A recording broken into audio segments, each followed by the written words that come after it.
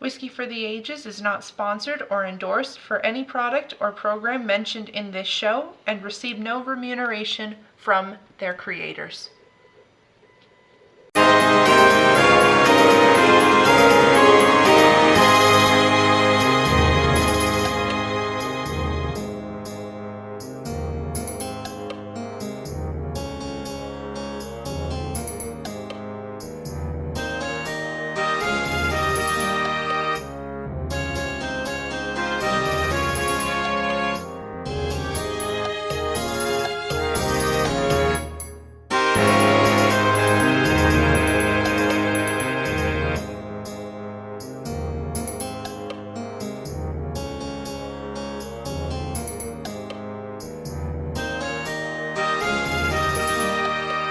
Everybody, a warm welcome back to our Whiskey for the Ages podcast subscribers. Tonight, I am your host, Hannah Dawson.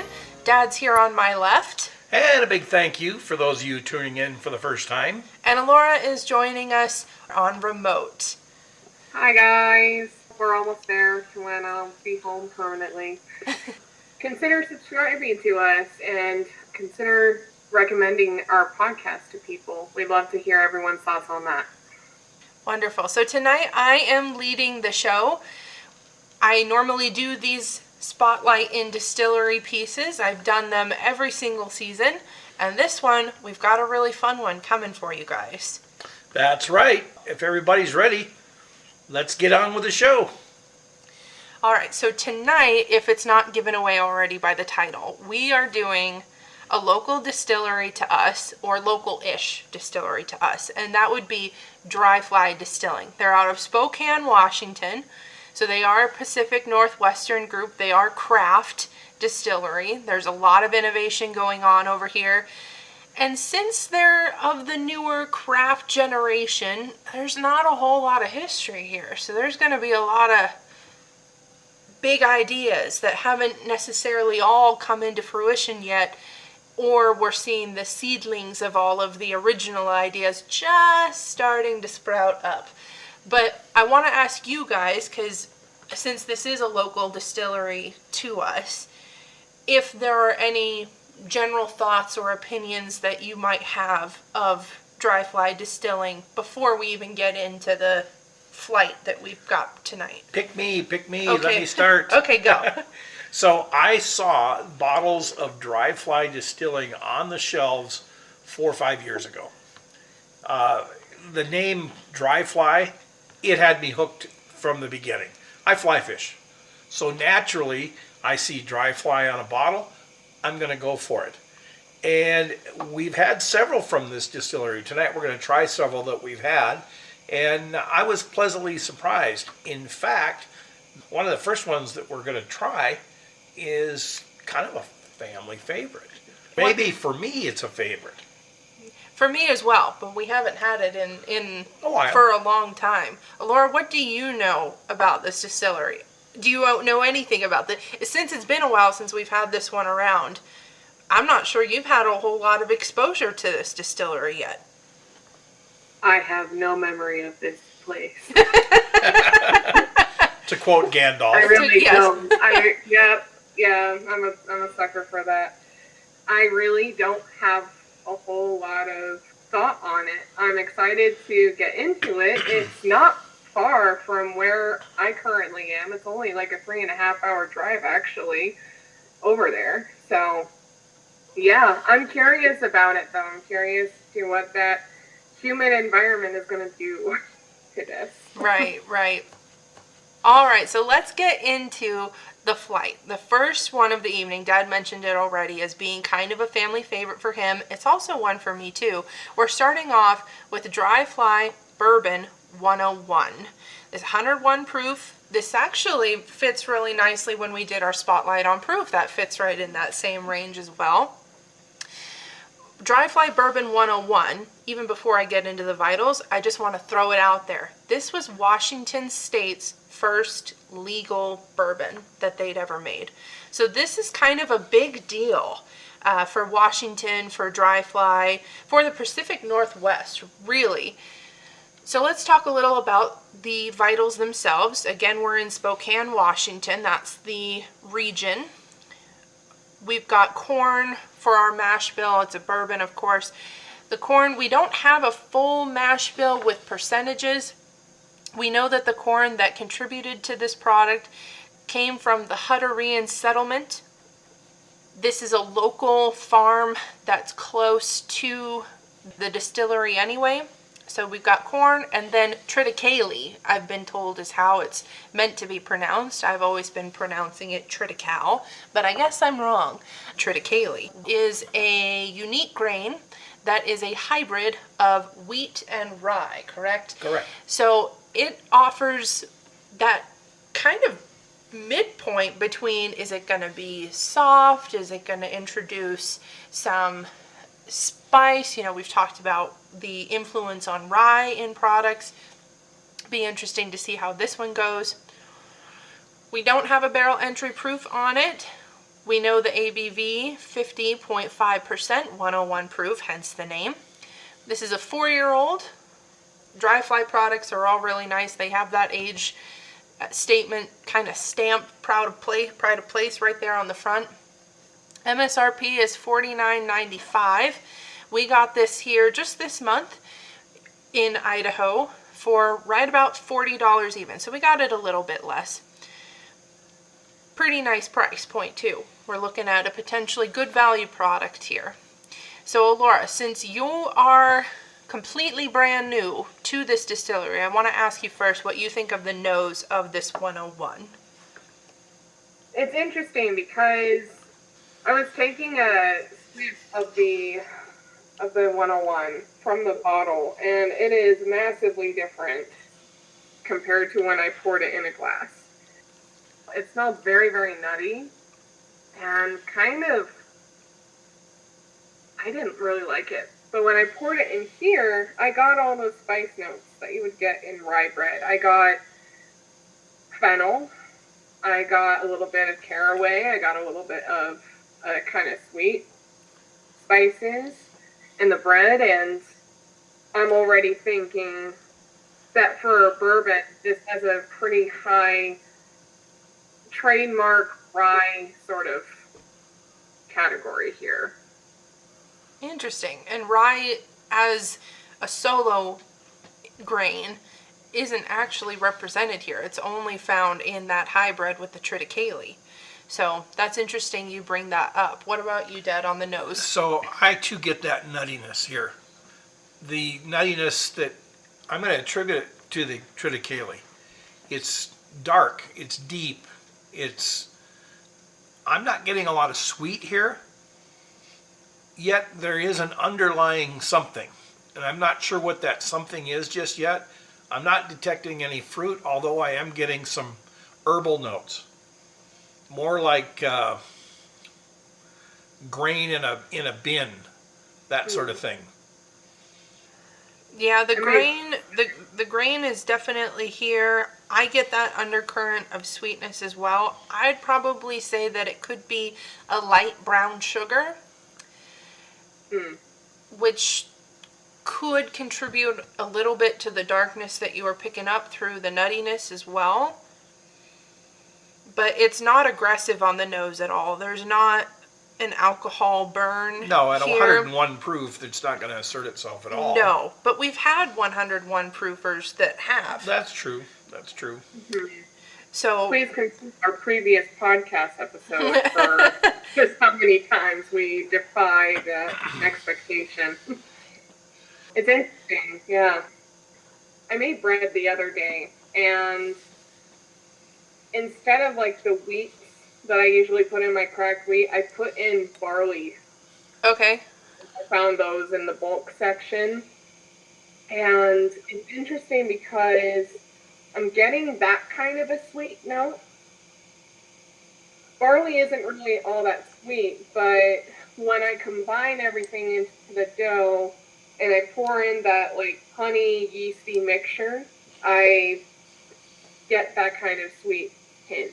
And then when I taste my bread, it amplifies the sweetness in this. So I could see that for sure. Honey, I think, is here a little bit to some degree. That could be contributing to the sweetness as well. But good stuff. To get in a little bit to the distillery itself, this all began in 2007. This is a very young distillery, not even 20 years old at the time that we're doing this here today. It was created by two guys, a Kent Fleischman and a Don Poffenroth. These two guys, they come from the corporate world, particularly the food industry, and they both had a whole lot of experience as far as marketing goes. The story that I found on I don't know how many different sites trying to discern the story of how this distillery came to be is all very conclusively that these two guys, Kent and Don, were standing knee-deep in a Pacific Northwest river fly fishing and just commiserating over life and how lucky they felt to be able to live in the beautiful location that is the Pacific Northwest and to be able to do these types of things like fly fishing and being outdoors. And they wanted to figure out a way where they could keep their experience in that area, in the Pacific Northwest. Don himself is from Spokane, so it seemed only natural that that's where they'd really want to set up shop, whatever it was going to be. Neither of them had a particularly great amount of experience as far as distillery goes. Again, these guys are corporate people. But they thought, you know what? Let's go for this. They both enjoyed craft distilleries or craft distilling, the notion of it to begin with. So they thought, let's go here. Let's create Dry Fly. Hence the name, they're fly fishing, Dry Fly. Anybody who may know this product knows that the logo of it is a fly that you would use for fly fishing with a nice fly line kind of looping off the side of it. It's a very nice logo, if I do say so myself. So they hire this guy named Patrick Donovan. Right now he's not so important in our story, but keep him in mind. He comes in a little bit later as a bigger character here. He's the very first employee of Dry Fly. Then they get working on creating their product line. Dry Fly, unlike some of the other distilleries that we've talked at length about, they also do gins and vodkas. They're not exclusively a whiskey distillation place. Gin and vodka are really easy to turn out. They don't require aging like whiskey does, so you can get those things going really quick. And a lot of craft distillers go there. It only makes sense to do That's so. why I know Dry Fly, because I know their gin. There you go. I like their gin. There you so go. I was like, why does the name sound familiar? I'm like, no, it does. I can't think of it. As soon as you said gin, I'm like, I can see the font now. Because I was like, Kind of a stout bottle a little bit. Yeah. It's a circular and stubby, but it's a nice little bottle. they have really good gin.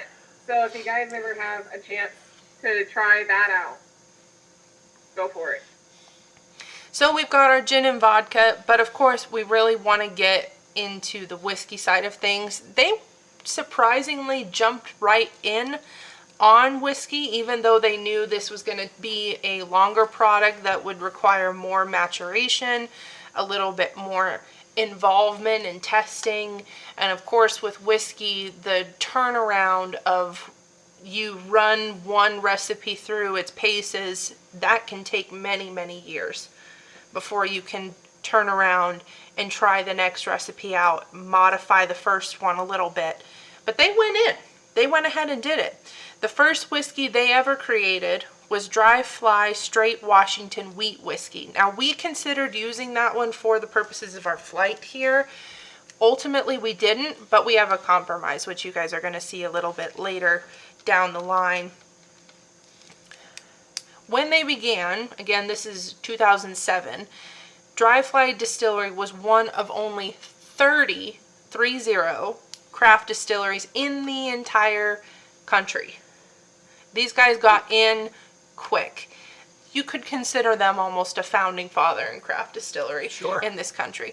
I want to ask you guys, how many craft distilleries do you think there are now, today, in the U.S.? I'm going to say in excess of 2,000, but I don't know for sure. Okay, Elora, what do you think? Dad, you went with 2,000? I went with 2,000. was only gonna go like 100, but now I think I have to go higher. And then like 2070. I don't know. Well, you both are pretty close. There's 2,500 craft distilleries in the United States now. Way And- more than a And these guys really got in on the whole thing early. And, well, it turns out they ended up being pretty successful. They were doing so well, in fact, that it led to a lot of other people coming in and asking them what their business strategies were, what their business plan was. How are you doing this? What are you doing?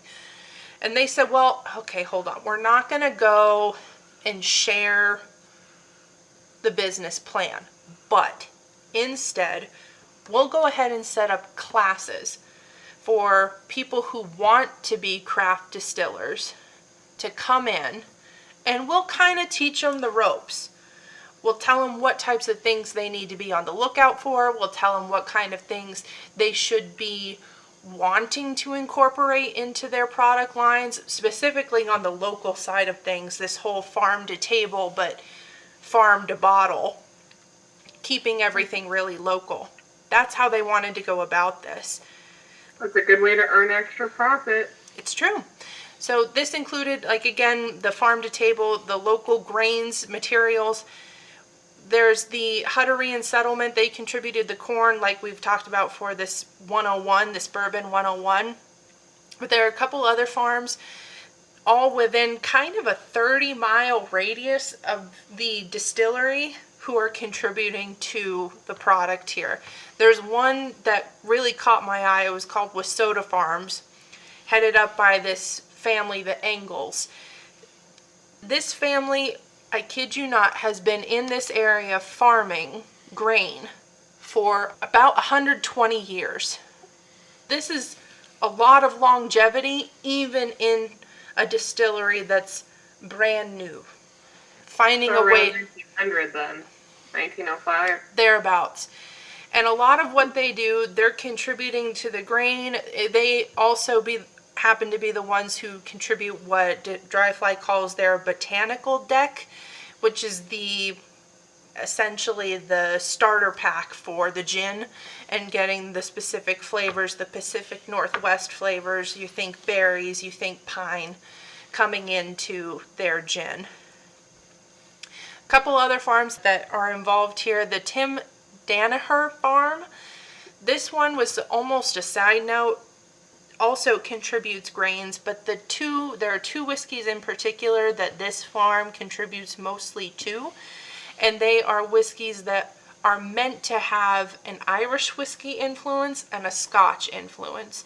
So those products are only sold in Washington. I've never seen them here, but the whole label of them looks very, very different to anything else that Dry Fly makes. So I thought that was kind of interesting. So they probably are doing more barley then. Yeah, the Irish whiskey one has oats, barley, wheat, very mild grain, and then of course the Scotch influenced one is purely malt barley, 100%. And then I guess it would make sense because Washington and Scotland and Ireland, I don't know how similar their climates are, but they're both humid, and they're both really low to sea level. So that's a good point. It's a good point. And then another really big one that we have to talk about, we'll talk about it more later down the line here in the show, is Wagner Farms. Not Wagner? It could be Wagner, but I'm pretty sure it's Wagner. I'm going to go with that in this one. These guys are helping to contribute the materials that Dry Fly would be using for aging, their special aging products, barrels, and having a bigger role. We'll see that later, like I mentioned. These classes that Dry Fly was putting on for would-be craft distillers, those carried on for about 10 years until 2018. After that, they stopped doing those types of classes and actually switched the class types to consumers and teaching people who are coming in to taste, how to taste. And in some cases, for the gins and vodkas, how to make your own gin. Wow. So you can show up at the distillery, and it looked like it's an event they have at least once every month, maybe once every couple months, where you go in, they give you a basic rundown course of how you create a gin, and then they let you use their tools, their equipment, to make your own gin. And by the end of the day, you're walking home with a bottle of your own homemade gin that is so cool. with their everything there. So it's really pretty cool. And all the while you're getting to participate in the event, you're having a dinner. It's a whole thing. It looked like it was a whole lot of fun. Yeah, I'd be down to try it. Right? Especially if there's food. Like, that's the one way to win our hearts. Through food. Whiskey and food. Now, I want to ask, before we go any further, we've had a little bit of time, or you two have had a little bit of time anyway, to taste this guy, this 101. What are you thinking? My first thoughts are it's really floral. I'm picking up notes that I wouldn't otherwise get out of a bourbon, or more predominantly floral notes, that herbal bottom, that herbal essence, the sweetness of the floral. I wouldn't really attribute it to a berry or a fruit. It's just sweet, a potpourri of flowers. Maybe a little apple. I can get a Possible. little apple there. Elora, what about you? I'm getting a lot of nutty notes, and I'm also getting a lot of grainy notes. So, a lot of barley, a lot of wheat, maybe some grass, but not a whole lot of sweet at all. I see the grass. The graininess is certainly there. The sweetness I'm getting is now coming more, and I would say that it is that brown sugar, but really, really light brown sugar. Mm-hmm. One thing I was going to mention in the nose, I was also getting like a sweet kind of leather. Oh. Mm-hmm. And I tried getting it in the taste, and I think my mind is just so fixated on this is a grainy whiskey here. It can't really fixate out on anything else. There's a softness attributed to the wheat. Yeah. There's also a bite here, and I'm not sure what that bite is. 101 proof, it's going to have a little bit of a bite to it just by nature. It's easy to hold in my mouth. We've talked about it before. I like to hold things. It's got some barrel influence, but not dark barrel. No, I don't think this has got much of a char on that barrel. In the glass, it's not real dark. So probably number 3. It's an interesting taste. I like it. I almost don't remember it. And that's sad because it's been a while since I've had it. Yeah, it's been a while since we've had it, but in the back of my mind, I still always knew that when we were going to have this one, I would have the first taste and go, ah, yes, I remember this. And I do remember this. I remember thinking a lot of the time that this is a very communal type of bourbon where I'd really want to have it in a bigger group setting. And have it maybe as something that all of my peers hadn't had before, or they're still coming into bourbon and don't know everything about it yet. This one isn't gonna blow your brains out as far as heat goes. It is really soft. It's very approachable. I think personally that it does have enough complexity there with the variety of grain, trying to pick out where exactly the sweet sugariness is coming from, whether it is a honey or a light brown sugar or maybe an apple, kind of what I'm thinking here. I think it's a fun one. I think it's a great little intro bourbon to anybody. And I think even the advanced connoisseur, if you want to call us that, can find as much enjoyment out of it as a novice would. You mentioned it being like a more community, like you'd want to enjoy this in a bigger group. More memories are coming back. And I seem to remember that representative from Dry Fly, I think, came to your liquor store. Because I remember tasting samples of the Dry Fly, which is the only reason why I remember that gin. Because I was thinking, wow, this is really, really good. It's possible, but we had a lot of reps come in. It's possible, but I don't remember that. It's also been a few years since I've worked at the liquor store, so everything is getting more faded in my mind of how that worked. And you both said communal. I almost think this would be a nice one to have in a group setting, and you don't tell people what it is. Yeah. You just let them enjoy it. Yeah. Just, don't put any pressure on them. Don't ask them what they think. Just let them enjoy it. Mm-hmm. Because this isn't something that, frankly, most people are going to reach for. No. Yeah, I would think that. I do have a question for you both. This is the first one that we're trying in our flight. We got 3 more. Do you think that because Dry Fly is more into the gin and vodka, or at least that's what they started with, do you think that this 101 is going to be a trend center for the other 3 that we have? Do you think that it's also going to be soft for these ones? I will tell you no. Only because when Dry Fly first began, remember their first product, their first whiskey that they made was a wheated whiskey. So it was not a bourbon. And they've continued the trajectory in the rest of their whiskey product line to be wheaters. So the bourbon is there to be a staple of the category, and I think really to cement the first legal bourbon of Washington State, get that title, get that notoriety, and now I think they're trying to build a legacy with wheat more so than corn. And I think this Bourbon 101 is the only bourbon they make. It is. Okay. It is. They don't make anything low proof. They don't make anything high proof. Now, they could, down the line, they could experiment and do other things. But right now, this is the one that you'll find on the shelf.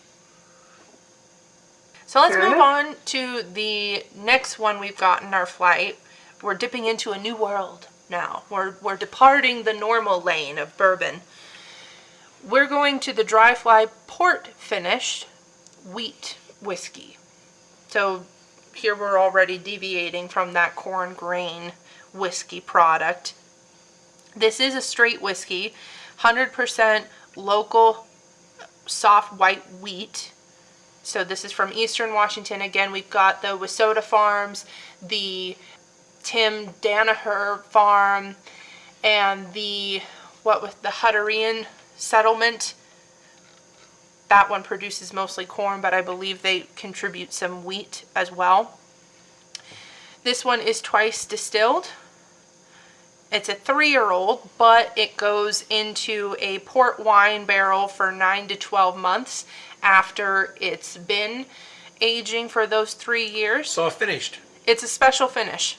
Mm-hmm. Barrel char was number 3 when it was aging the first go around. This is 90 proof, so ABV is 45%. The MSRP for this sits at about $50. We paid $40 for it again, just here this month. What are you guys getting on the nose? Elora has had a lot of thoughtful expressions and curious expressions and lots of other things going on. I was thinking that this looks darker than the bourbon. A little darker. Yeah. Well, I wasn't really paying attention to the bourbon's color, but this one I notice is noticeably darker. And I've only taken one sip of it because that's all I was really focusing on was the color. Just saying, like, is it darker than the bourbon? Okay, yeah, it is. But this one's very, very interesting. I tend to like port finished whiskeys. I tend to really like them because I like wine. I can see that there is a wine influence in this. As far as the nose goes? As far as the nose goes. Yep, we're not talking palate just yet. So I too get that sweetness of the port, maybe more so than anything else. There's some chocolate there too. There's an underlying current of darkness. Yeah. And that's probably the chocolate. I get a strong chocolate. I think the nuttiness is still there. Trying to think of a nut that pairs well generally with a dark chocolate. So I would go so far as to say that it's the wheat itself. Elora, you call when you're making bread the wheat berries. I almost smell that smell you would smell from putting your nose in to a whole container of wheat berries. Yeah, I can get that.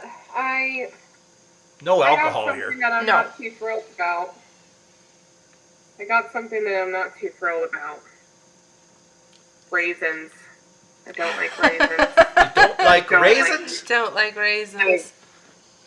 I really don't like raisins. Well, that's funny because anything with port or anything with wine is going to be right on that dark fruit edge. It's not. I don't know. Like, I love wine. Don't get me wrong. I absolutely love it. I haven't come across a wine that I don't like. But there is just something that they do when they make raisins, and it just, I don't know. It mutes the flavor. I know that they dry them, but it's just... Dried grapes. It's dried grapes.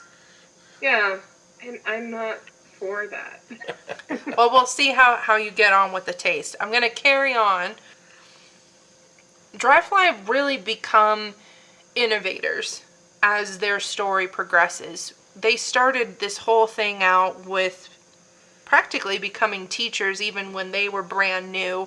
They'd expressed this desire to make sure that wherever the craft distillation world was going to go, that it was going to go in a direction where they could almost nudge it one little way, nudge it another little way, mostly with the goal that should anybody pick up any craft distillery product, that they would want to come back and buy another and not think that it's just crap. So this was a really big thing for them. They progressed even further into all of these other innovative projects, wanting to take up the helm and do a lot of different things. In 2017, as far as we can tell, we've got these things called the casks and releases. You know, a play off of catch and release from the fly fishing world. You have to come up with some sort of appealing title. Like, right. It's commercial. Mm-hmm. Those ones get are people to catch the bait, if you will. Those ones are ones that get finished in beer barrels. We'll talk more about that later. We talked about already them offering classes to consumers to come in, whether it's how to taste or how to make. In 2019, Dry Fly kind of steps into the ready-to-drink cocktail world. Mixed cocktails, they're going into the market. This included a huckleberry lemonade. They're coming in cans. I've had the huckleberry lemonade. It's quite good. It is quite good. There's a couple other ones that come from the line. I know they have a Moscow Mule. I know they have a Bloody Mary. There's a few others there as well. I was mostly interested in the huckleberry lemonade because as a Pacific Northwestern, the huckleberry is chief importance. Yep, Chief Berry. It is also the state fruit of Idaho. It's a big deal. Huckleberries are a big deal in the Pacific Northwest. We like huckleberries quite a lot. Particularly in northern Idaho. Yeah. They're not really in the southern part. Oh, you get them around here. You get them. I know where they are. You get them, but I mean, you drive up north and you start seeing more and more and more huckleberry mentions. They're east too. On the eastern part of the state, they're a big deal over there as well, even on the Utah border. And for those of you who don't know, a huckleberry is akin to a blueberry. It's pretty close, yeah. It's small, though. They're very small. Yes. And they're a bit more tart I think, than a blueberry. Yes, they are. But they're really, really good. And you can put them in virtually anything, whether it's alcohol or ice cream or sauces or just Pancakes. Go crazy with They're huckleberries. especially good in ice cream. They're especially Creme good in brulees. ice cream. Go all out. Elevating already. So they made a huckleberry lemonade. They had to. The Pacific Northwest, you have to. That was 2019. In 2020, we all know what happened. That was a rough time. COVID came in, really took a lot of the wind out of a lot of people's sails. They switched gears a little bit. They actually took away some of their focus from their whiskey production and went instead to making hand sanitizer. Clever. They called A lot of it, liquor stores had hand sanitizer. you know, they've got, well, they got the alcohol. They called it the Spokanitizer was the technical word for it. They made a few batches of the stuff. The first they dedicated to high-risk populations. This included healthcare workers, nursing and retirement homes, first responders, and city workers. They made the hand sanitizer with the specifications that were created by the World Health Organization, the WHO, and they completely absorbed the cost for doing that. The first batches that were going out to these high-risk communities, they were completely free.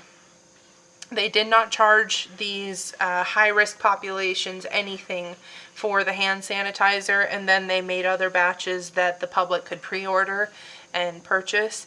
But I thought it was really cool that they stepped up and tried to figure out a way where they could contribute to ease some of the burden, because there were shortages Of everything. in everything, especially things that pertain to health and maintaining cleanliness.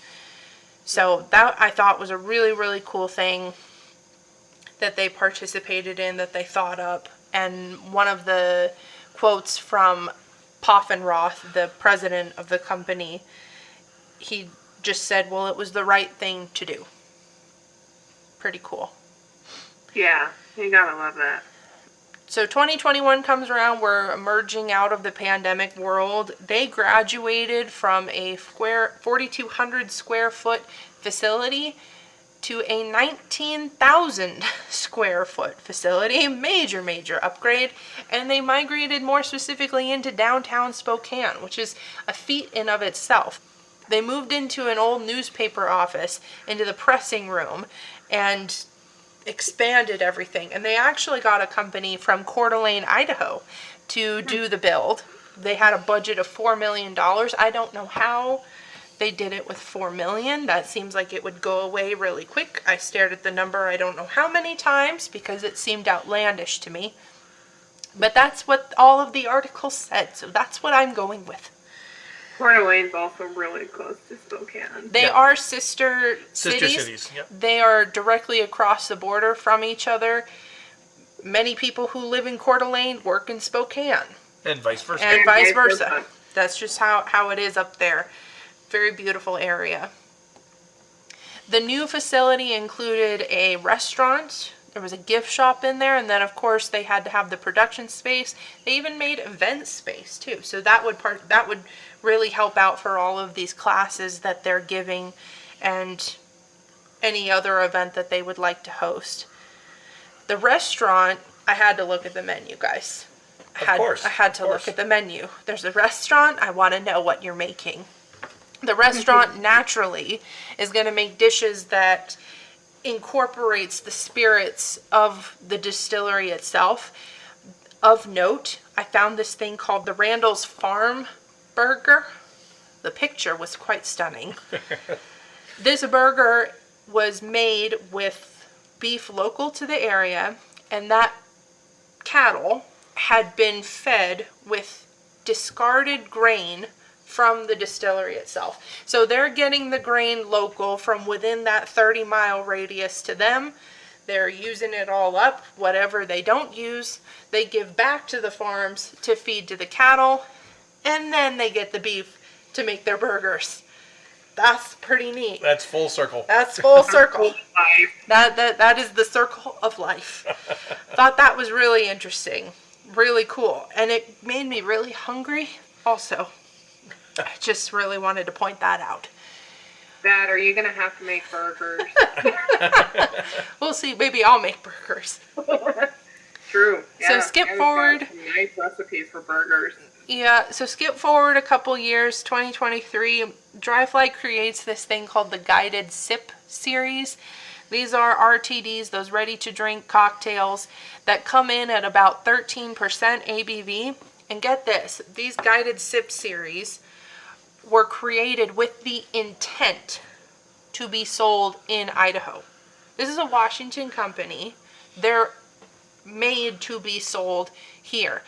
Reason why is that in Idaho, restaurants who have beer and wine licenses, aka not the full-on liquor license, if they have a beer and wine license, they can sell any product that's up to 14% ABV. So these Guided Sip series sneak in at 13%. And it keeps the taxes low for all of these restaurants who are wanting to buy this and sell it to their customers in the restaurants. So a very interesting creation.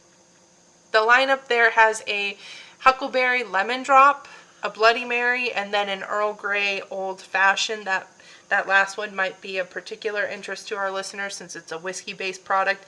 I don't know. Maybe if you see it, though. I don't know. But again, a Huckleberry Lemon Drop, if I saw that, I'm willing to try that. That sounds quite good to me. I love lemon drops. I love lemon drop cocktails. But And add Huckleberry. If you mix that with Huckleberry, we're going to be very good friends, you and I. Dry Fly Port, though. Where are we at with the taste on this? I get Elora's raisins. I get the sweetness from the port. I get the softness from the wheat. It's overwhelmingly sweet to me. This is something that I might have as a dessert. I'm not sure that I would have it just sitting down and enjoying it. And I think when we reviewed this one, Hannah and I did do a review. It's on the website. I think I might have mentioned that very same thing. Probably. I know, Hannah, you really like this one. I do really like this one. I've always really liked this one. It was why I wanted it so desperately for it to be included in tonight's flight. I also like port finish product. This particular one I think was the first whiskey that I'd had that was port finished. It may have even been the first whiskey I had that had a finish, a special finish at all. In that way, it's a pretty foundational product to me, something that I can refer back to in my mind. It's also been a long time since we've had this one around. I know that this one I'm going to love the most out of the three of us. True. I get a lot of toffee here, a lot of caramel. The port is definitely present. I remember the first time I had this, I noted huckleberries and blackberries and dark berries and everything else of that sort of nature. I still get that now. It's quite warming. It is quite warming. Even though it's only a 90 proof. I think this one would make for great dessert options in baking, and you could probably pour this in a really, really dark beer itself. We've done that before with Guinness and Blanton's. I would be curious to know what this and Guinness would do. I think that would be really interesting. When we're making a float. Guinness float. It's not a root beer float, it's a Guinness float. I have only been privileged to have that once in my life. What do you think about this, Elora? I can tell you're concerned. Yeah, when I got raisins, that was all I was overwhelmed with. I'm not fond of raisins. I can see how this one would be enjoyable to people who want to use it as desserts. In fact, I'd be interested in perhaps trying to make it almost like an accent in frosting.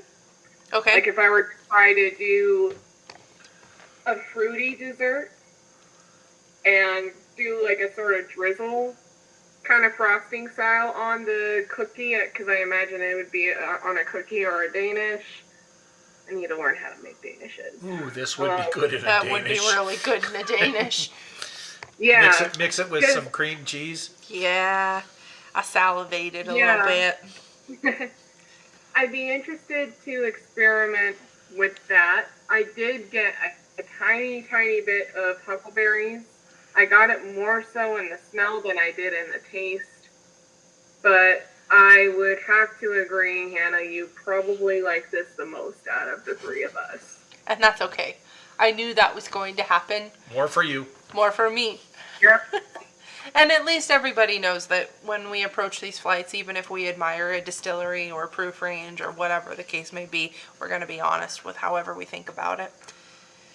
Let's move on to the third one of the flight. I'll be curious to see who likes this one the most out of the three of us. We have now the Dry Fly Straight Wheat Cask Strength Whiskey. So remember, the Dry Fly Straight Wheat Whiskey was the first whiskey that Dry Fly had ever made. They took the same product now, left it at cask strength though. And this is what we've got. 3 years old. Again, this is 100% of that local soft white wheat. Barrel char number 3. This comes in at 120 proof. This is 60% ABV. So this one is a considerable markup from where we were just at 30 proof points ago. MSRP on this one is also $50, despite being a cask strength. And we also got this one for $40 here just this month. How crazy is that? What do you guys think about the nose? The proof is there. Yeah, it is. And a little bit of ethanol, actually. It's in your face. Laura's shaking her head. Oh, but then she cringes. She blinks her eyes a little bit. Her eyes are watering. No, they're not. It's fresh, though. It's actually quite fresh for a wheater. It's so different from the other two. Laura is looking very pleased now. I get a little bit of fruit from this one, and I would say that it's more on the apple side of fruit. That's been a general theme for a couple of these. Spice-wise, it's kind of got an allspice to it. A little bit of cinnamon, a little bit of nutmeg. Earthy still. It is earthy. It's still pretty earthy. And I think that's part of the wheat profile. Mm-hmm. I think that earthiness there, I think that a lot of it, because they focus so heavily on keeping things local, that got the terroir. The terroir, yes, that thumbprint of the region reflecting through the product, and that's definitely carrying. In other distilleries, we'd call it the Heaven Hill Funk, the Jim Beam Funk. I think here, to call it a funk is almost simple. I think terroir is really the word that you're looking for with these ones. Very regional. It's interesting because the first one had no wheat. It had triticale, it had corn. The second one was strictly wheat. These all three have the same nose. This one is just more on the alcohol side. Yeah. What about you, Elora? Well, I've never disagreed with Dad so much. Well, that's okay. Because usually Dad and I are on the same page, and I'm disagreeing with Hannah. It's true. Well, what do you got? I feel like I'm on my own island when it comes to these three, because I've gotten something different from you guys. You guys seem to be more on the same page over there than I am with you guys. Well, what do you think then? I like it. I like it a lot. I like the nose. I'm able to stick my nose right in it. Yes, I do feel the ethanol. I do feel the nose hairs twitching. but I also get a lot of caramel, actually. I get a lot of sugary notes. I get wheatgrass. Overall, I think that this would be really, really good with my bread. And it's making me very happy. It reminds me almost of that Heaven Hill thing that we had. I don't know which one it was, but it was one that I really, really liked. I think it was also a high proof. It reminds me a little bit of Horse Soldier and Old Forester, 1920. Wow. And I really, really like this. So It's interesting. I'm excited to taste 1920, no wheat at all. Horse Soldier, there is wheat in it. Horse Soldier Is it is wheat that and bourbon? 119, 117, 121, depending on the batch that comes out. I also think it smells a little bit like root beer. There is a root beer element It to smells this. a little Oh my bit. gosh. It smells a little bit Yes. like root beer. That's a really. I picked up on it a moment Wow. ago, and I was, oh my gosh! It smells like root beer. Yeah, it's like the. I like It's that. not- That's Yeah. unique. I wasn't prepared for that. Maybe, But it's there. you know, I don't know that I've ever had sarsaparilla. Maybe that's what it is. Maybe. I mean, that is the flavor of it. I'm thinking like A&W Yeah. You know. beer floats. Yeah. I mean, maybe you guys should make this in your Guinness floats and then I think any of actually these have would it be. while I'm present for once. The last thing we talked about here was 2023. We're coming up onto present day. Baby distillery still. Truly, truly. August 2024. Only reeling the clock back just a little bit here. We've got a change in stakeholders in Dry Fly. We're changing the future of the distillery a little bit. We mentioned a bit earlier that Wagner Farms playing such a big role in how these products age.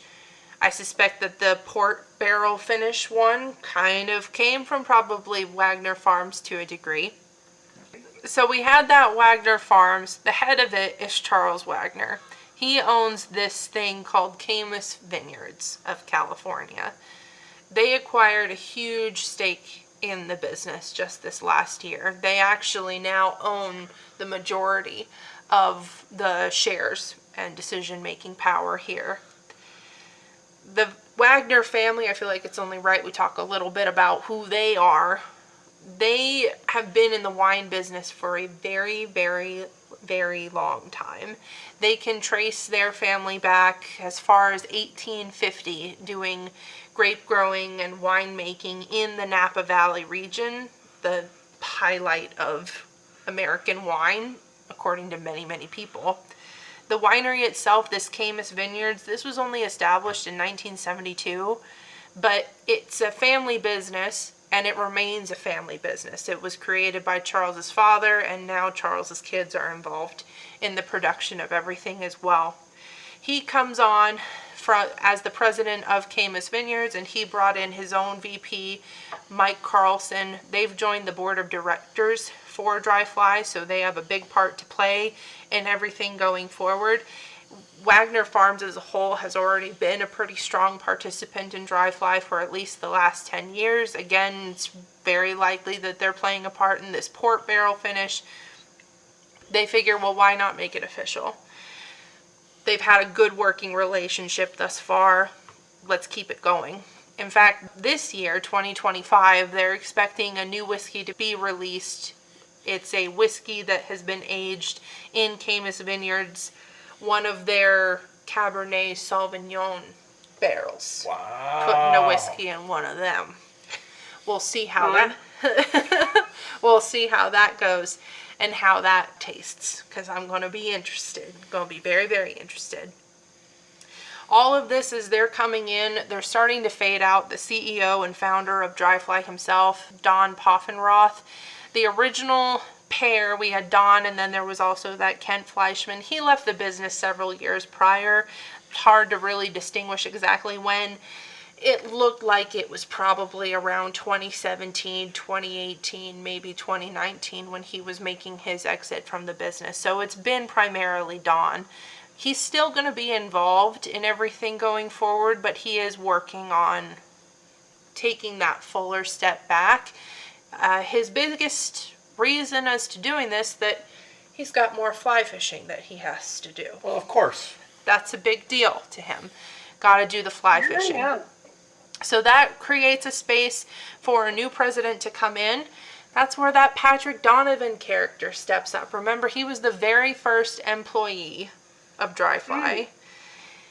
Okay. He'd moved into the vice president position while Don was still acting president, and now he has stepped in to become the president of the company. So really cool thing for him, getting to see the business grow from the very first moments all the way up till now, where he gets to do all of this.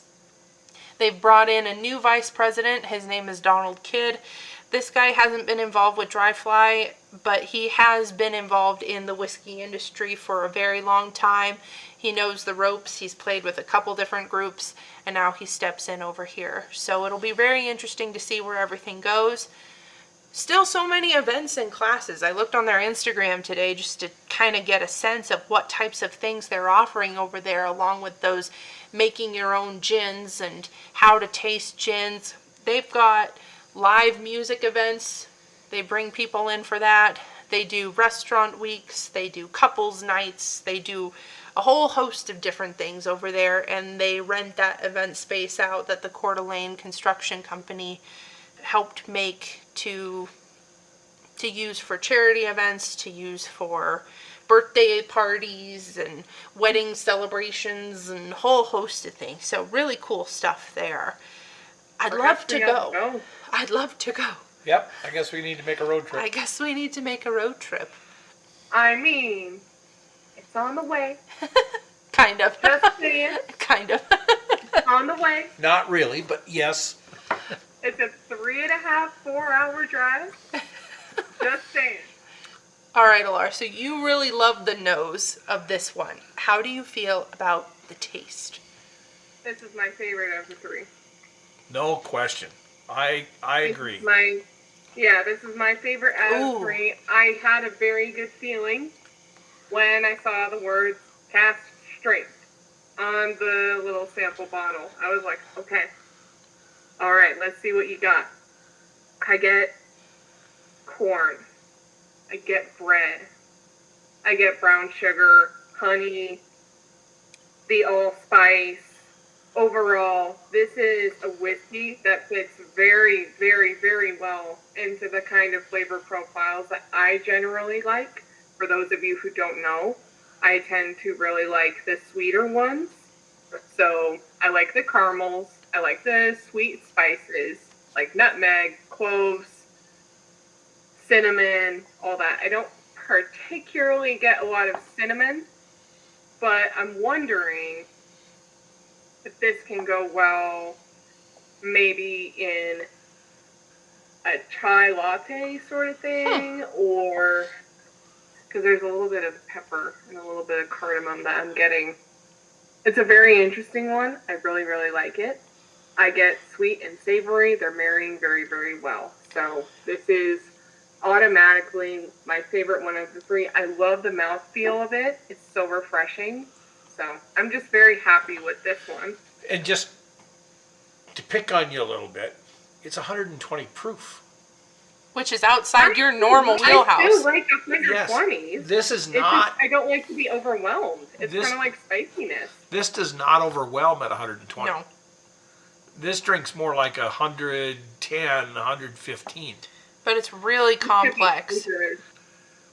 You're right, Hannah. This one just is most complex of the three. Yeah.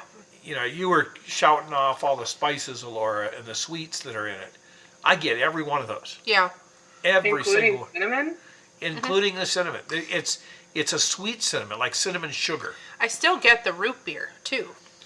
Me It's too. there. It's still there. I really like it. Yeah. There is some wood here. Handiness of this. The wood is not necessarily barrel per se, but it's a 3-year-old product. So it's surprising there's this much structure in a 3-year-old product. We paid $40 for it. And 40. you only paid 40. Yeah. Oh, this is hella worth it. This is a steal. This is a steal. Like, I'd have it on my shelf 24/7. No lie. I really, really like this. It's very decent. I agree.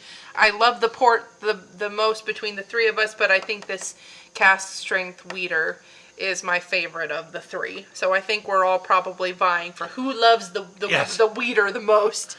That cask strength wheater the most. Three-way tie there. I want to move on to the last one, though. The last one of our flight tonight.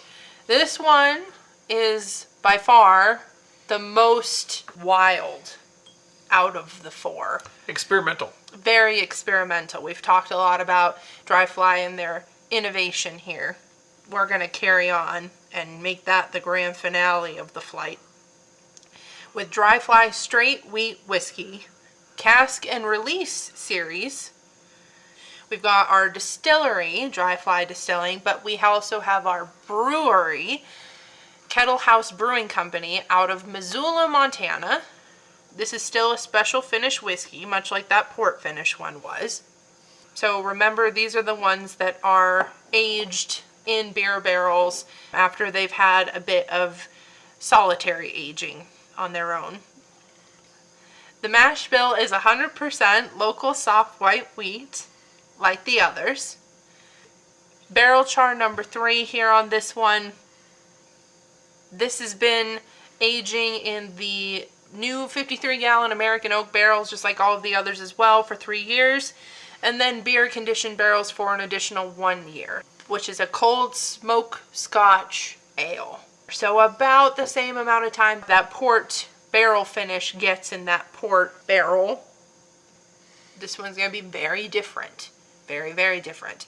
We're cooling back off on the proof, going back down to that 90 proof, which is where that port finish one was sitting. We paid $45 for this, thereabouts. It's a leap. I mean, you started out with 101, then 90, then 120, and then back down to 90. We're going on an adventure. Yes, we are. This is huge. Like, I don't know if y'all took statistics. This is a huge curve kind of graph. It really is. But it shows a lot of variety in where they're willing to go with all of their products. And that's not even to mention the RTDs, which are those much, much lower proofs because they're all ready to go in restaurants and stores. What do you guys think of the nose? This nose is different. It's so different. It does not smell like whiskey. No, it doesn't. It smells like an adult beverage, but it doesn't smell like whiskey. It smells like a cocktail. There's a little bit of malt to it from the beer. There's even some fruit, which I wasn't expecting at all. But it's like a dark berry hiding right at the back of the nose. So I've done a little bit of research on this. They've been doing these cask and release series now for since 2017. At least that's when we came in. Anyway. 7 years along the road. This bottle we have, frankly, you may not be able to find it, but it's one of the oldest of the group that they've done. Essentially, what they did is they aged their whiskey in these barrels, and then they contacted various brewers around the region, and they gave the barrels to the brewers. The brewers put the beer in the casks that formerly had the whiskey. The beer was aged in the whiskey barrels. After the beer was poured out of the whiskey barrels, the brewers gave the barrels back to Dry Fly, and Dry Fly put the whiskey back in the beer barrels. So everybody benefits from a unique aging. This has actually got influence from the beer in it. Yes. And I can definitely smell that influence. Yeah. Now, I've had the Kettlehouse cold smoke, and I like the beer. This is just different. The aroma is just, it throws me. It's a nice aroma, though. I was kind of worried that it would be offensive. I know that from talks I've had with a number of people, they look at the cask and release and they go, that's a really interesting idea, but have they gone too far? It's one thing to put whiskey in a barrel that's used to have wine or port or even rum in it. Or tequila in it. It's a whole other thing, I think, when people want to jump to that used to have beer in it, because beer isn't recognized as having the hierarchy, the accolades of an actual hard liquor spirit does. I get it. 100%. Totally understand that. I could be persuaded to be of the same mindset. But it was still something where it was, well, that's an interesting idea. Let's see where that goes. And I would say that the longer that I'm nosing it, the more the whiskey starts to come back. Yeah. Do you have anything additional to add to it, Elora? I do. I do. So, Hannah, you mentioned Missoula. I'm going to reveal that, yeah, that's where I am. Missoula is known for beer. Oh my God. Every single restaurant that you go to has some sort of beer distillery hints. Every single one that has had beer loves to promote their distilleries. So I understand why this is influenced and put in a beer bottle. I actually don't find the idea of putting whiskey in a beer barrel, I don't find that too out of the box. And the reason why is because whiskey is made from grain. Why wouldn't you want to amplify the grain? Because the idea is civilization has been distilling things for millennia. Basically, since they found out that we could basically do anaerobic respiration, which is the technical term for creating alcohol from yeast. I mean, that's a huge reason why we are a civilization today, is because that was a huge staple, as well as bread. I happened to watch a bread documentary the other day, and that's been all I've really been focusing on for the last few days. So I actually don't find it so out of the box. I mean, I understand why you would want to put whiskey in port. I understand why you'd want to put whiskey in tequila and scotch and all of that. I don't find it so out of the box of why you wouldn't want to just amplify the grain. So why wouldn't you want to put it in a barrel of beer? The story here goes on. Only a little bit here. Now it's where I get a little poetic, a little narratory. This whole thing, when they started, had about 24 employees. Just 24. 24 people. Today, still 24 employees. How crazy is that? These employees include people from management, you got production, you got people working in the restaurant, and then support staff. I imagine they're in the gift shop. Dry Fly Distillery is producing 100,000 gallons of alcohol per year. They're making a revenue of about 3 to 5 million a year since the pandemic anyway. Pretty impressive stuff. These guys ship to 35 states, so listeners, if you're out there, there's a pretty decent chance you could go out into the wild and find something from Dry Fly on your shelves, whether it's an RTD or whether it's one of these whiskey products that we've had here tonight. I would suggest giving all of them a try, because even though you can get the terroir from Dry Fly Distillery in all of them, they each offer something very, very different to the table, which I really love. These guys started being a wheat-based whiskey, and now with the group from Camus Vineyards coming in, Wagner Farms, Charles Wagner at the helm, getting to open the door even more for those wheat whiskeys and the special finishing adventures that are going to continue, and who knows where all of that is going to lead. It's going to be exciting times. Camus didn't have anything involved with this one, though. You may now speak on your tasting notes and what you think about this cask and release. This cask and release with the Kettlehouse beer barrel is closest to the first one, in my estimation. It's got some flavor that the first one had, the Bourbon 101. This at 90 proof, this drink's hotter than 90 proof, and I like it. If I were to lay these down in an order, I would say the cask strength wheat is my favorite. Yes. I would say that the Bourbon 101 is second, but on any given day, this cask and release could be second. And for me, the port barrel is the fourth.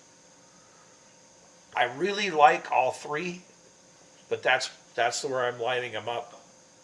Profile on this cask and release, like Elora said, you can really taste the grain in this. More so than maybe in any of the others. And I find that really interesting because it's a beer finish on a wheat whiskey that amplifies the grain and the proof. It is like a little bit of the hops. Was it a dark beer when you had it? No, do you recall? No, it's not. The name Cold Smoke, what it's referring to, I am not a snow skier. If anybody saw my physique, they He's would not know. a water skier either, just so everybody knows. He looks like Angry Santa. Angry Santa on water skis. Anyways, Cold Smoke refers to very light, dusty powder when you're skiing down the ski slope. The snow that goes flying into the air looks like smoke. So they call it Cold Smoke. That's why the name of the beer came about. Interesting. That's clever. That is clever. What do you think about the flavor here of this cask and release? It's very interesting. Dad, you mentioned, actually both of you mentioned, could it have come from a dark beer? And I was getting this in the nose, except I got distracted by everything that I was saying. I'm getting some stout in this. And stout's a really dark beer. Yeah, that's why I was wondering.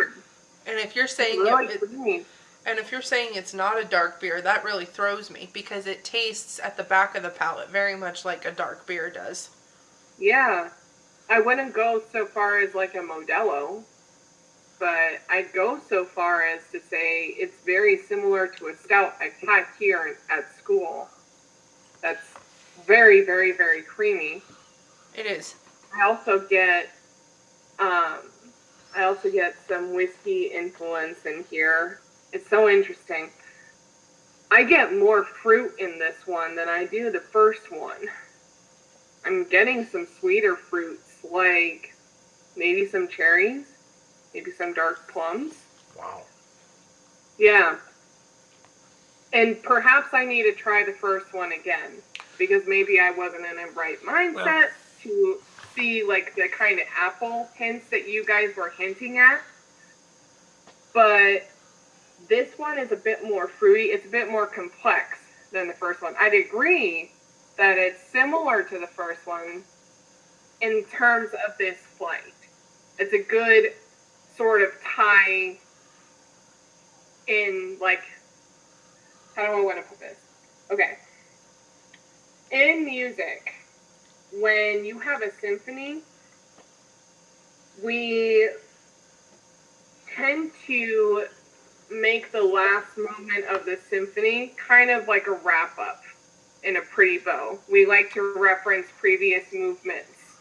We call it a circular symphony because it all kind of comes in like a circle of life.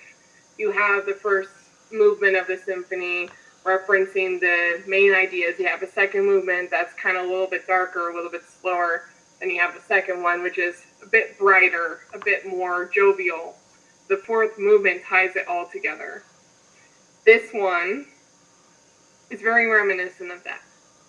I would say that it ties every single one of these all together. So very good programming, Hannah, for this flight. I'm very, very impressed. Thank you, thank you. If I were to order these, and my top favorite is least favorite, I'd say the Cask strength is my favorite, like Dad. I'd say this one that I'm having right now is my number 2. Then the first one that I had is number 3. And then the port is my number 4. So kind of similar to Dad, but I'm switching number 1 and number 4. Number 2 and 3. Yes. You're on the same wavelength that Dad is in his rankings. Yeah. I don't know. Just 2 and 3 together. Yeah, I don't know if I can rank these because they are all so different from each other, even though you can tell they come from the same home. The Cask strength, I can tell you for sure, is my favorite of the bunch, but after that, it would just depend on the day, whether I would reach for this Cask and Release, or the port, or the 101. I like all of those 3 equally. They bring something unique to the table each, and I can't put them up against each other like that. Not when they're each battling in different weight classes, I think. That's okay. But you don't always have to come up with a score order. Yeah, this one's been fun though. I think out of all of the spotlights in Distillery that we've done so far for the show, this one definitely has the most variety and fun volatility to it. There's been so many different things to talk about. And it's in our backyard. So, like we've mentioned before in other episodes, as far as local distilleries go, make sure you're testing those guys out. There could be a lot of sleepers out there in your neck of the woods that are producing some really incredible product. And this one, like we mentioned, it's available in 35 states. If it is out there in your neck of the woods, let us know what you think about it. Can you taste the Pacific Northwest when you have Dry Fly, and what does that mean to you? We'd be very curious to know. Can you taste the rivers? Can you taste the mountains? The trees, the berries, the air.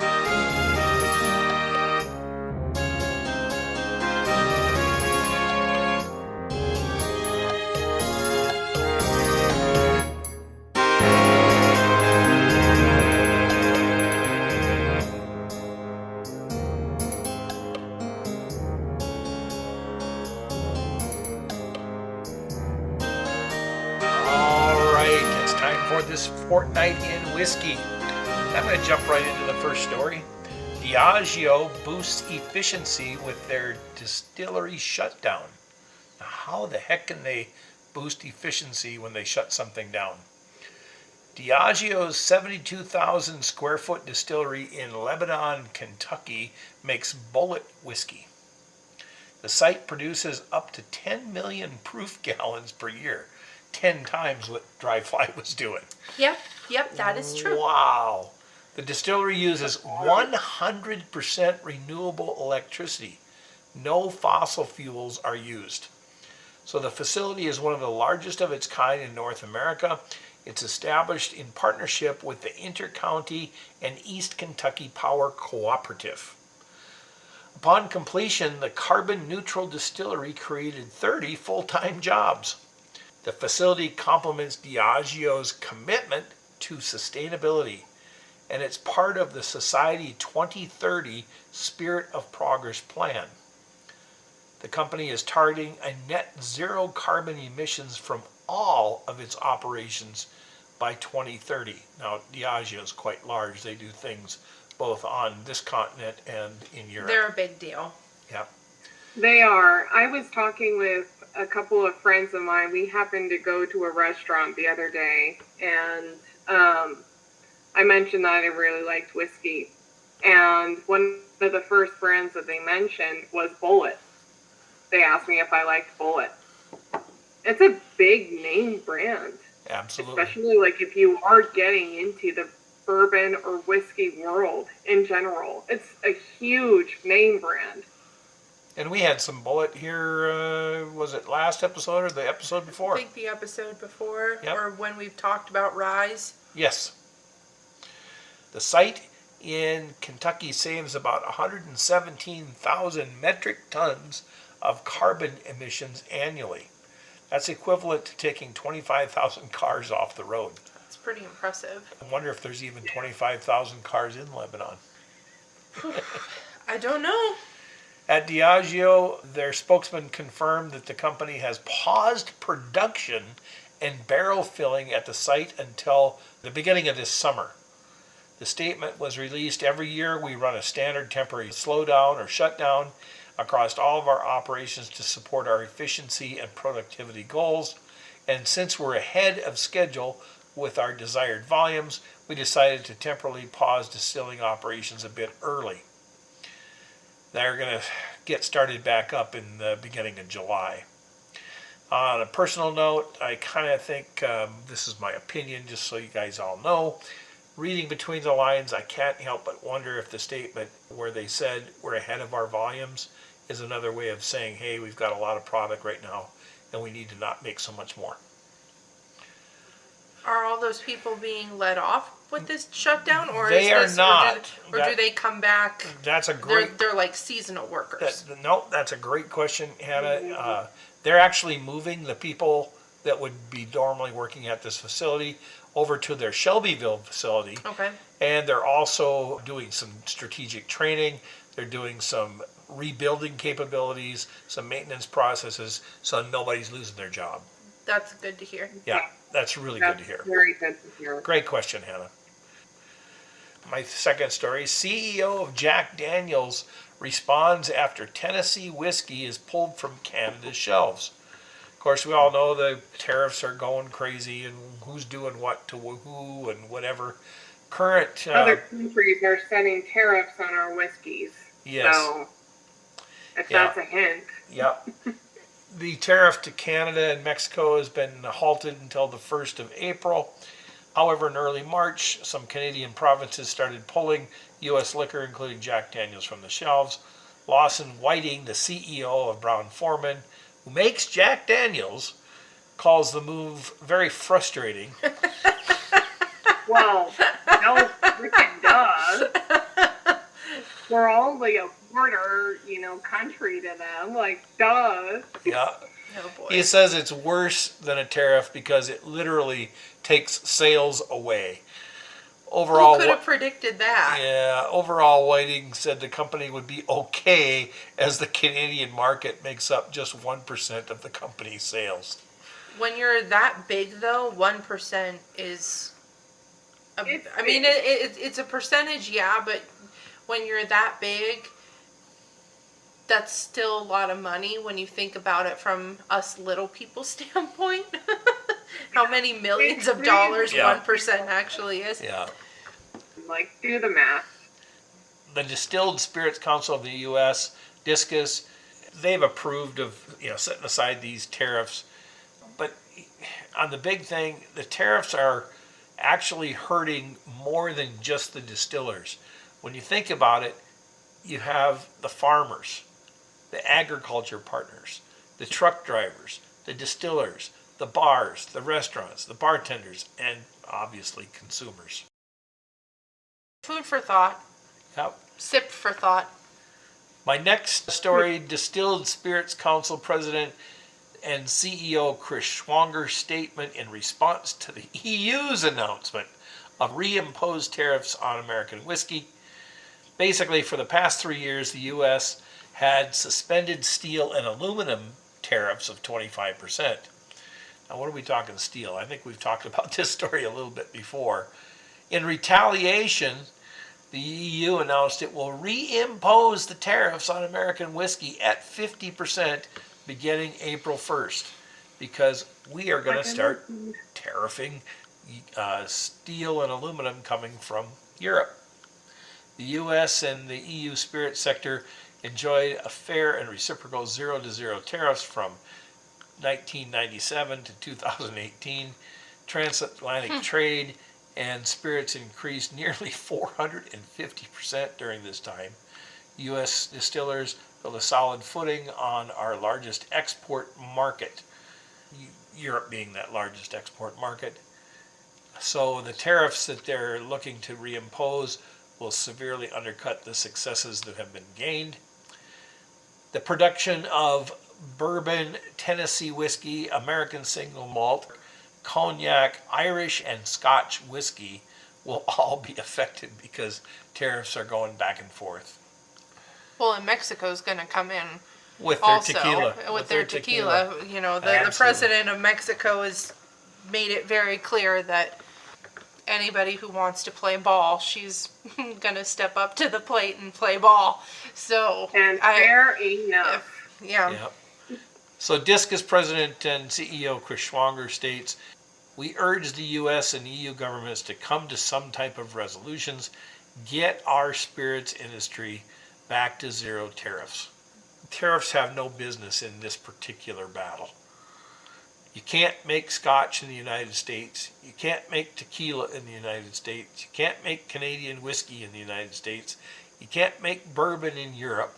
You can't make American single malt anywhere else in the world but America. The tariffs are foolish. There, I said it.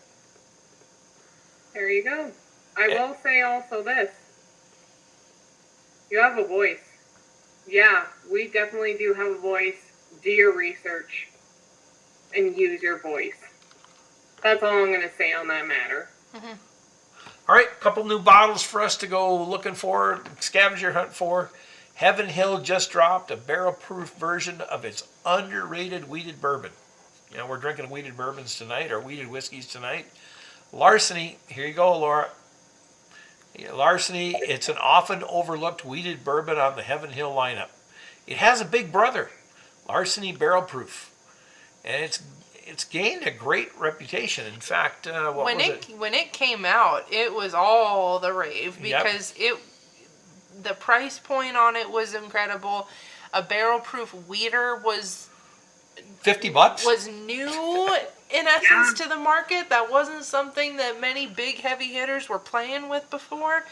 And the product itself was so delicious. Absolutely. And complex. I told my friends about loved it. They asked me what I liked, and I mentioned that Larceny Barrel Proof was one of them. Yeah. It's affordable, guys. And it's readily accessible from where I'm standing. Yeah. So it's released in batches throughout the year. There's a label on them. There'll be an alphabetic code and then a number. The first thing, it says batch A, B, or C. Batch A, B, or C. Obvious what it means. Month 1, 5, or 9, meaning January, May, or September. And then the last number you'll see on the bottle will be a 24, 25, 26, whatever it is. That's the year in which it was released. There are some wheated bourbons out there. I mean, we drank some tonight. Mm-hmm. Rebel is another one. Maker's Mark, Garrison Brothers. Of course, everybody knows Weller.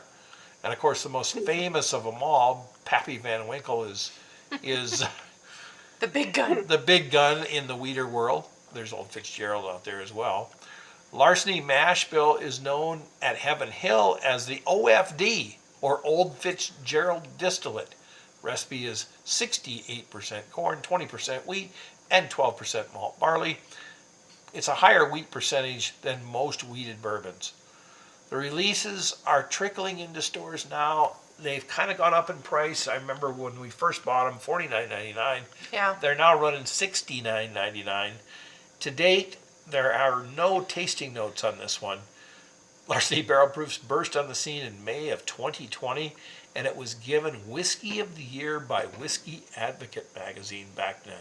I don't think anybody really disputed that either. No. Everybody that I spoke with regarding those whiskey barrel proofs or larceny barrel proofs, everybody knew we have a new player on the scene and they're doing big things. Well, it's just a consistently good brand. I like it. Yeah. I've got positive connections to it. It was probably one of the first whiskeys that really got me into this field, like with interest, because I had enjoyed it with family in Wisconsin. It's like your Weller 107, Hannah. You got into this world with that. Yeah. Well, larceny was my gateway. We all have gateways. So my last story here, my last one to go searching for, see if you guys can follow the trend here from the previous podcast. Michter's just unveiled a barrel strength rye that defies the hazmat whiskey trend. When I say barrel proof, what are your first thoughts? High proof, heat and aggression, complexity. Maybe some brands like Booker's for sure, Elijah Craig's, Larcenies. We were talking about them. And then some people would more complex. Yeah, some people might say hazmat. Hazmat meaning 140 proof or more. I mean, what about? Wait, those exist? Yes. So where the this is funny. Where the term hazmat comes from, you cannot put something of 140 proof or more on an airplane. It's because called it's a hazardous material. Well, technically, all alcohol is a hazardous material. But at 140 proof, it could spontaneously combust. Now, I don't believe it would spontaneously combust, but 140 proof is going to make you stand up. Or knock over. Or to get knocked out. Exactly. But what about 100? I'm so happy, Hannah, and I were on the same page. It's going to knock you over. I don't know about stand up. I'm not coming to attention. I'm lying down. I love you. But what about 110.5 proof? That sounds like a Maker's. Are you thinking barrel proof at 110? Well, it depends. Like I mentioned, Maker's, that's their cask strength world. Okay, so there are distilleries releasing barrel proof whiskeys at much lower strength. Maker's Mark, Hannah just mentioned, comes in usually at about 108 to 114 proof. Wild Turkey Rare Breed is usually just under 117. That's a good one. Yep. Michter's new US 1 barrel strength rye clocks in at an ABV of 55.25% or 110.5 proof. This lower strength is due to Michter's putting the rye into its barrels at 103 proof. We talked about that in a previous episode. Making it enjoyable for people who might shy away from the stronger whiskeys. The low barrel entry proof means the alcohol level may rise while the whiskey is aging. But as the water evaporates, the ABV will be less than other brands. And there's no loss of flavor from the dilution before bottling. It's important to mention that this is a single barrel release. I say important. Every bottle you get may be a little different. What we get in Idaho may be different what you get in Texas or Wisconsin or Virginia or North Carolina. Wherever you might be. Michter's doesn't disclose its mash bill. However, the rye in the mash is thought to be barely legal. In other words, just over 51%. Michter's US 1 barrel strength rye distiller tasting notes. At barrel strength, this rye may treat the non-rye lovers to a new rye character with a nice balance of sweetness and spice on the palate. Baking spice, dark fruit, toffee, fragrant citrus and a little bit of floral notes. Finish round and complex. And this is going to have a fairly healthy MSRP, but I think all of them are kind of coming in here at these specials at $120 all around the country. It sounds right up your aisle, Hannah. Well, it also sounds right up yours, because if it's supposed to be appealing to people who don't even like rye very much to begin with, then it... I like rye. I know, but it could bring you in even more. So these are just a few of our latest releases, and as always, to learn more about these and many other offerings, as well as the news stories we just projected there, go to our website, look on our podcast page, find the archives, and you find links to all these stories and many, many other news stories as well. So that's our episode. Hannah, great job. Dry Fly. Yeah, I really, really like this. This was programmed, like I said, in such a great way. A very circular symphony of whiskeys. I'm very happy. It was a lot of fun. Like I mentioned, this one was definitely very different from the other Spotlight and Distilleries that we've done in the past, where there's been history that goes back 100+ years, sometimes even all the way back to the Revolutionary times, or has links to Revolutionary times.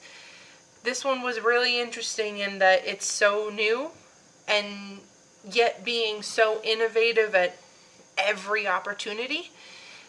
It'll be really fun and interesting as the neighbor over here of Dry Fly to watch how it progresses, especially with this new changing of the guard, and what types of things we can expect next to come up on the shelves. But I'm glad that y'all really liked this episode. I liked it so much. Yeah. You're already done. I think you need to do another one. Another episode? Yeah, another episode. Oh. You've got another episode coming soon, maybe? Maybe. Oh, Maybe I that could do. be fun. Maybe I do. It might be a little bit less whiskey distillery history. That's though. fine. That's Could fine. be something else. We'll see how it goes. Very intriguing. Along with the mystery here that I'm posing to you all about what I may or may not be doing. We will have another episode for sure on some tips and tricks of the whiskey drinking trade. Have one on whiskey history. That one Dad is always going to head up. That's his baby. He loves that one. Hopefully have another guest on or two. We actually know who our guest is going to be. Yes, we do. We're not telling. Yes, we do. Stay tuned, though. Alora's pointing to herself. Am I the guest? Yes, Elora is going to be our next No, guest. no, that's not what I was saying. I was like, am I gonna know at least? You'll know. You'll know. I think we can share the secret with you. Probably. Thank God. So, but yes, there will be something coming up underneath our slow pour banner with me at the helm. That should be very fun. Yep, looking forward to it. I don't know yet the exact topic that I'm going to talk about. Every but I have one the you theme. do, every one that Elora does is one I don't have to do.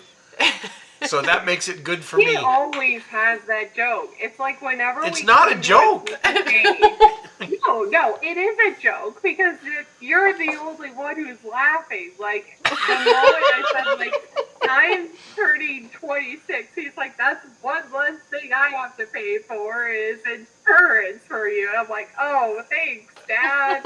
Like, It's like I'm going to get a so raise. excited. I'm going to get a raise. So before we head out here on this episode, this really fun episode, Dry Fly Distillery, we want to take a moment to detour, just a tiny, tiny bit. About a month ago, we got an email from one of our listeners over in the UK, in the United Kingdom. Hello. So cool. We're reaching you guys. Hello. Hello. We heard from a lovely man named Scott. He let us know that his son Jackson was just about to turn 18 years old. And Jackson, from the email that Scott sent over to us, seems like a very special kid. He's going to do big things, and he seems to be really interested in whiskey. How cool is that? That's awesome. That's really cool. So we thought to kind of celebrate his birthday a little bit. Again, we're egregiously late. We hope you'll accept our apologies. We want to sing a quick little happy birthday to Jackson over there in the UK. Happy birthday, Jackson. Happy birthday. Happy birthday. I hope you had a great 18th birthday, and I hope you got to have a good dram over there in Europe. You guys get to celebrate these things much earlier than us Americans do. Congratulations on that. We want to sing a quick happy birthday. All right? So All right. I'm going to kick it off. Okay, Hannah, This go. is going to be super embarrassing. But everybody else, you two need to join in. Yes. Don't leave me hanging, okay? All right. If I'm lagging, I'm sorry. All right. I think we can do this. I think we can do this. can do Okay. it. 1, 2, 3. Happy birthday to you. And we can't sing. Happy birthday to you. You. Happy birthday, dear Jackson. Happy birthday to you. We butchered it. I hope you had a great one. Yep. Hope you have a great dram. Thank you very much for reaching out to us. We love hearing all the stories and communicate with you and create our own little community of sippers over here. Do be sure to do it more often. Everybody. That's a lot of fun for us. Get to meet everybody we get to talk with. So, thank you all so much for celebrating that wonderful birthday. Thank you so much for your interest, our podcast, and our website. As always, you can find our reviews, our podcast episodes on our website, Whiskey for the Ages. And if you have any questions at all, or would like to offer your own thoughts about the Dry Fly, or any of the whiskeys that we've explored in our seasons, feel free to comment. We'd love to hear your thoughts. Absolutely.